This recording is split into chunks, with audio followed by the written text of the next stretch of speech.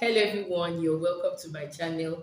Here I teach Christian singles and married how to build and enjoy the kingdom marriage God has ordained for you through biblical principles and experiences, both personal and non-personal, that I've gathered on my journey as a full-time pastor's wife. I've come to realize in my tagging along with my husband in ministry that a lot of Christians are struggling in their marriages, and this is not how God has ordained marriage to be for us, His children.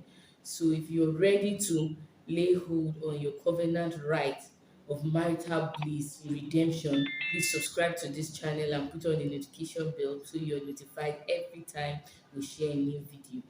So today on this channel, I want to answer a very common question I usually get asked almost in every station where I've been privileged to serve with my husband.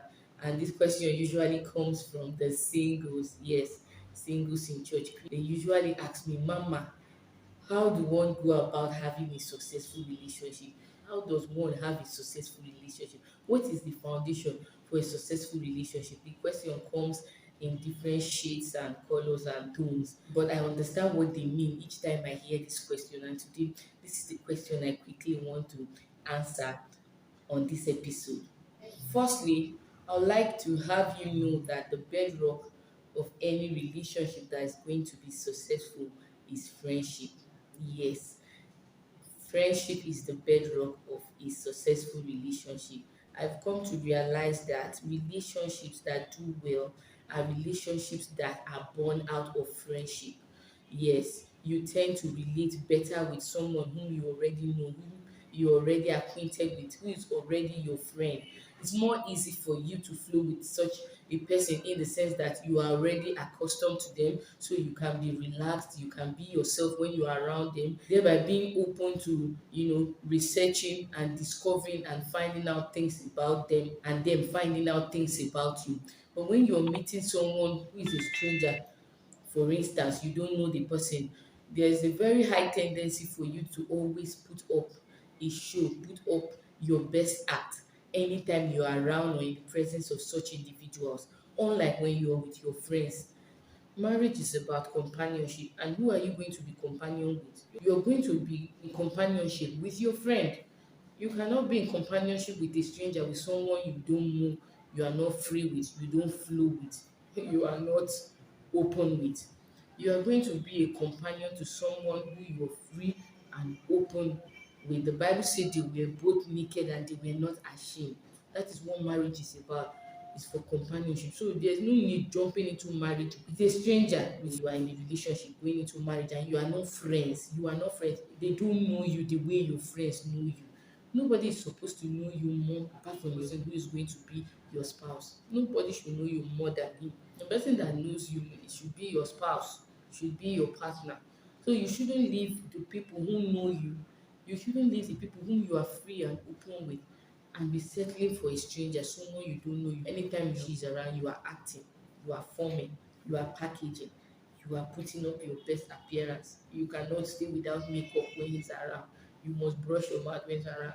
You must spray perfume when they are coming around and stuff like that. They don't know the real you. Come on. You are not going to be packaging and doing all that when you are married. You are going to be free and relaxed and open with your partner in marriage. Because we are praying, believing God for our marriage partners, we are expecting God to answer that prayer by dropping the man from the moon. He's going to fall from the sky, someone you have never met before, someone you have never seen before. My dear, that is risky, oh, that is dangerous. Even if it's that kind of person, someone you have never met before, when you don't know before, the best way to go about is by starting from friendship. You don't jump into marital relationship with such a person. You start by being friends, become their friend, know his friends, know his likes, his dislikes, know his kind of person, know the kind of person he or she is before you think of going into a marital relationship with them. Because what you are doing when you are friends with this person is that you are gathering the information that will enable you decide if this is the kind of husband or wife you want to marry. Yes, But if you are not friends with them, you don't know anything about them, you jump into relationship with this person, planning for marriage, you already going for marriage things and all that. You've not known the person, you don't know his likes, his dislikes, his weaknesses, his purpose, his plans. You don't know where he's headed to. Then you're together, you are planning for the wedding and all that. You are not building friendship. You don't know each other well enough. What happens that one little thing will break you apart because both of you truly never knew each other. You did not know him, you did not know her. It was a stranger. So please don't be eager to go into relationship with strangers. For me personally, my own personal experience, before me and my husband started the relationship, we were friends. We were friends long before we started the relationship. We were a clique of friends. Sef. We were a clique. It was not just me and him that were friends. We had other brothers and sisters that were our clique of friends. We were all serving God, doing things together for God, coming to church together and all that. We were both active in youth ministry and we were active in choir. We were friends. We were spending time with one another, bonding with one another, relating with one another. That I knew each and every one of them, their temperaments. I knew their likes. I knew their dislikes. I knew their purpose, where they were headed to in life. And that way, when they started making their intentions known, I knew the person was going to be suitable for me as a husband. Out of my friends, my husband was not the only person who asked for my hand in marriage. Some other brothers in church did. They came for my hand in marriage, but I was able to make the decision not to accept that marriage proposal because I already knew them to a certain level. By being friends with them, I already knew, my God. In fact, there's this brother, we knew him very well. He was very active in the youth ministry, but he had a serious temper problem. It was a serious issue. When he says something and you don't support it, it's difficult to make him see reason to agree with others. His own opinion must be the right opinion. We were friends, so, but that was his own character, that was his own weakness. Do you know that this brother came to me? He came to me that, Sister Joy, the way you love God, I love you, I want to marry you. You are the one that I will marry. Your heart for God is this, that, that. Can you imagine me marrying me? Hey, with this your temper? No, I did not even accept the relationship proposal. I said no. I told him no, thank you, sir. I'm not ready to get married now. I'm still in school. I did not want because, oh my God, I knew that that kind of person who did not have patience with other people's opinion, will not have patience with his wife. How can I marry such a person that will never agree to anything I say? It's going to always be his own opinion.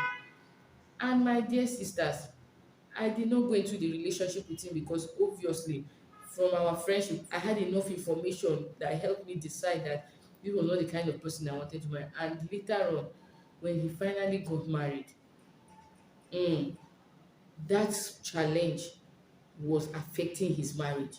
Yes, in the sense that when him and his wife have argument, when they have a misunderstanding, when they cannot agree on an issue, the whole compound will gather to separate them.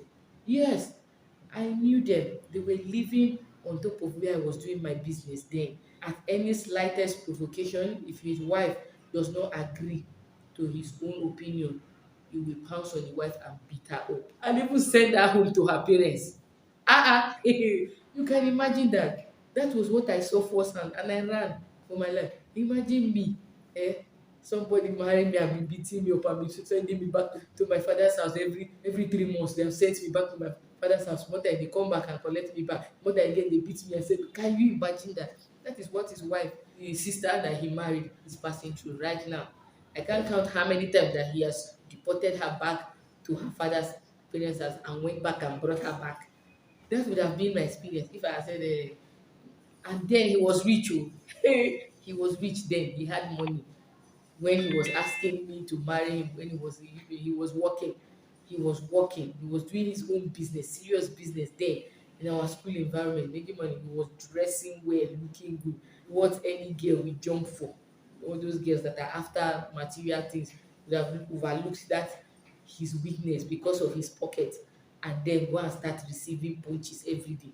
So those are the things you are going to avoid when your relationship is built from friendship, when you already know him or her to a certain level, you are in a better position to decide if this is the kind of person you want to marry or not.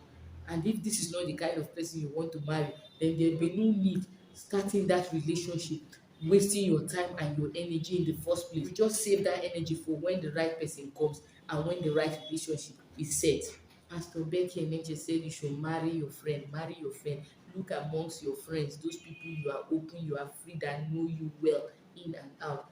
Look among them. That is where the best candidate for your marriage partner is. This is very important. The bedrock of a successful relationship is friendship. You are first of all going to be friends before any other thing. Even when you get married, you are still going to be friends. Even when you have children, you are still going to be friends. When the children grow and leave the house, you are still going to be friends. So start it well, start it from there, start it from friendship. Don't jump, don't put the cart before the horse, and this will go a long way to save you misery, pain, loneliness in marriage. A lot of people are married but they are still alone. A lot of people are married and they are still lonely because they are with strangers.